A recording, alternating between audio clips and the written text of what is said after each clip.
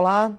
Hoje nós vamos concluir o estudo do quadro natural do Brasil. Nós vamos desenvolver mais um tópico de geografia do Brasil. Vamos conhecer os climas do nosso país e vamos concluir com o estudo dos domínios morfoclimáticos. Para iniciar o estudo dos climas do Brasil, precisamos antes conhecer os elementos e os fatores do clima. Vamos observar o nosso primeiro quadro. Os elementos do clima: a temperatura, que é muito importante, a pressão atmosférica, os ventos, a umidade do ar e as precipitações. Essas precipitações podem incluir não só a chuva, mas você tem que se lembrar também da queda de neve, do granizo. É muito importante também lembrar das massas de ar. São porções da atmosfera que reúnem determinadas condições de temperatura, de pressão e de umidade. Sobre estes elementos do clima, existem alguns fatores que provocam influências. Vamos conhecer através do segundo quadro estes fatores: a altitude, a latitude, continentalidade, maritimidade, as vegetações e as correntes marítimas. É muito importante você ter uma noção de como esses fatores interferem nos elementos do clima. As correntes marítimas, por exemplo. Existem correntes marítimas frias e quentes.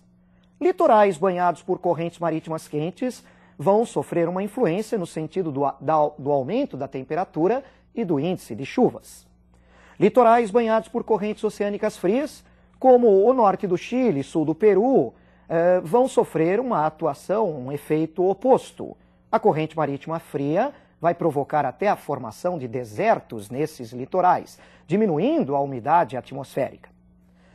Veja bem, não é só o clima que interfere na vegetação. A vegetação também causa influência sobre o clima. Por exemplo, através da transpiração das plantas, fornecendo umidade para a atmosfera.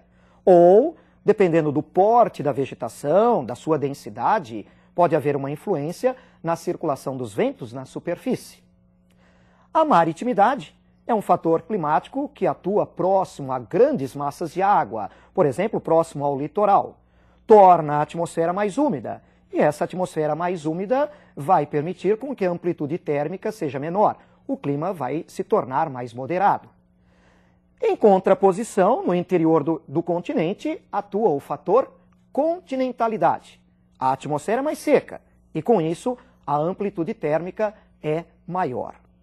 A latitude, distância em relação ao Equador, causa uma influência especial sobre a temperatura, por exemplo. Longe do Equador, a temperatura é menor. Próximo do Equador, devido à incidência mais direta dos raios solares, a temperatura é maior. E o relevo, através da altitude. Quando subimos no relevo, percebemos uma queda da temperatura. Nos locais mais baixos do relevo, a temperatura é maior. Importante também lembrarmos então das massas de ar, porções da atmosfera, como eu disse, com determinadas condições de pressão, temperatura e umidade. Essas massas de ar se movimentam, elas se deslocam. Elas se deslocam das áreas de alta para baixa pressão.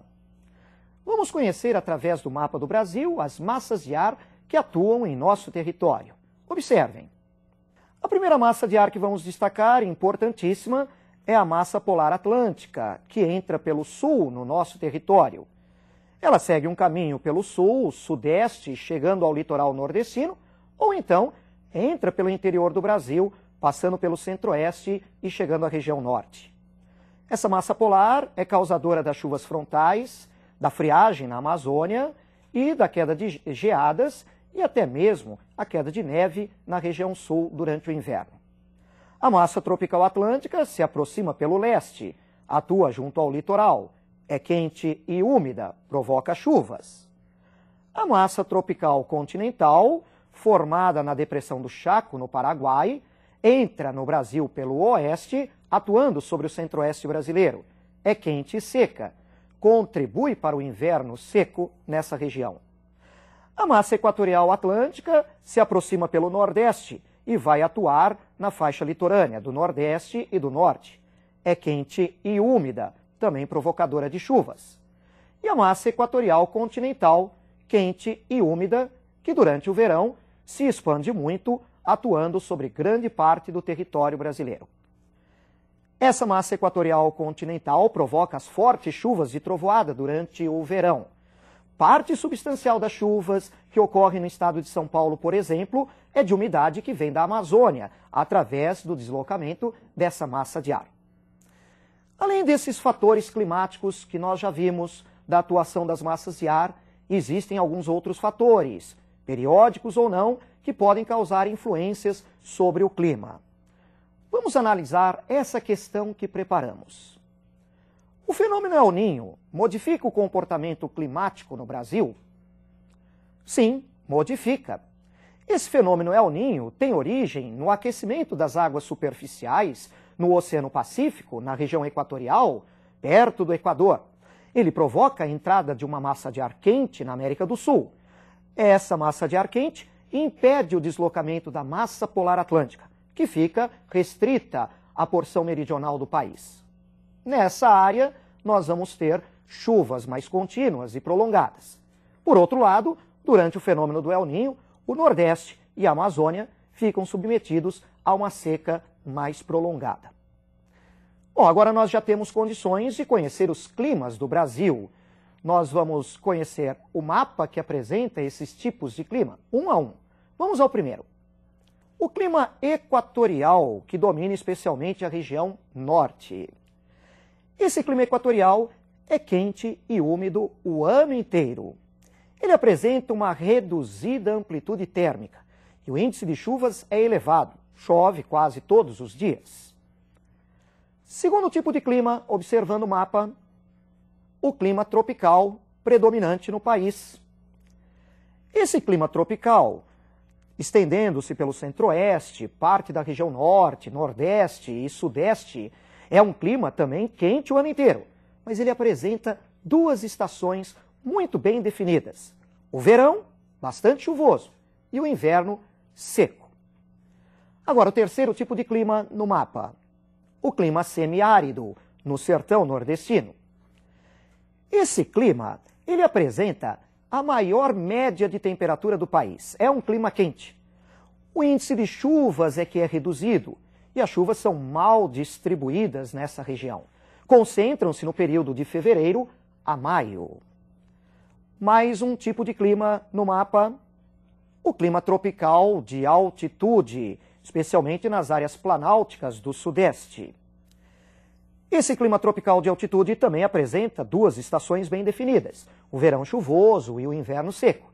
Mas, em comparação ao tropical continental, o verdadeiro clima tropical, ele apresenta uma média de temperatura menor, por influência da altitude do relevo e de uma maior atuação, no caso, da massa polar atlântica. E um último tipo de clima para o Brasil, vejam o mapa. O subtropical, especialmente na região sul do país.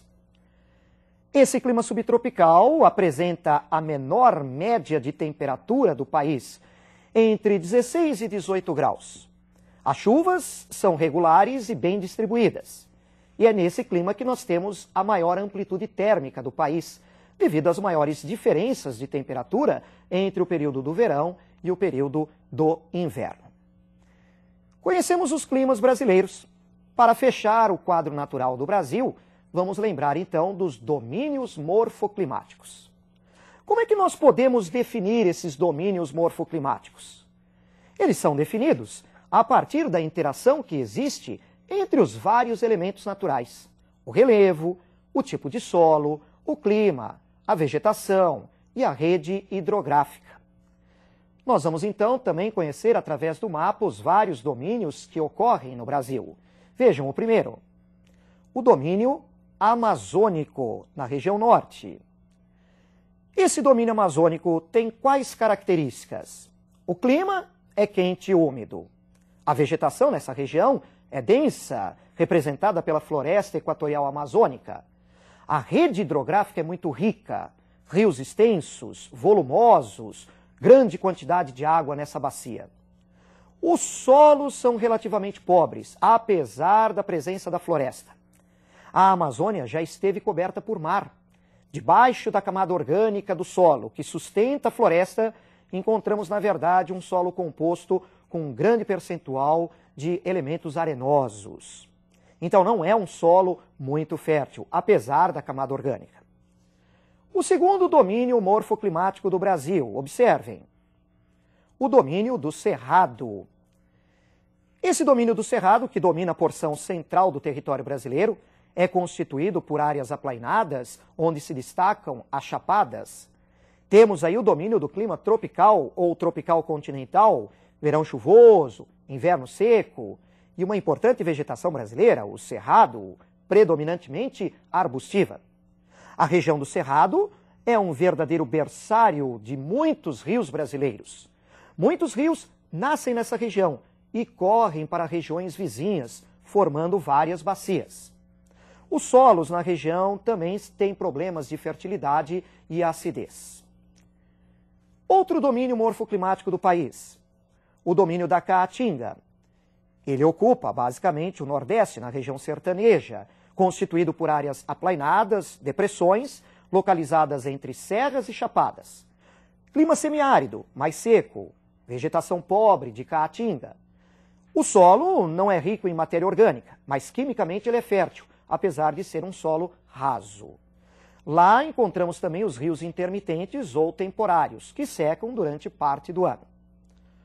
Outro domínio morfoclimático no mapa é o domínio dos mares de morros. Esse domínio, que se estende em parte pelo sudeste, é constituído por um relevo ondulado, morros arredondados, que originariamente eram cobertos pela Mata Atlântica, já muito retirada pelo homem. O clima tropical de altitude completa o perfil deste domínio, que é um dos mais alterados no Brasil. Outro domínio morfoclimático brasileiro, o domínio das araucárias. Ele ocorre na região sul, em área de clima subtropical, áreas planálticas, onde se destaca a bacia do Paraná, de grande aproveitamento hidrelétrico, e em algumas áreas o fértil solo de terra roxa. E por último, mais um domínio no mapa, o domínio dos Pampas. Ele ocupa o sudoeste do Rio Grande do Sul, constituído por um relevo relativamente aplainado, com algumas ondulações que se destacam, as coxilhas, coberto por vegetação rasteira e com clima subtropical. Fechamos hoje, então, o estudo do quadro natural brasileiro. Nas próximas aulas, continuaremos desenvolvendo outros temas do Brasil. Até mais, até a nossa próxima aula.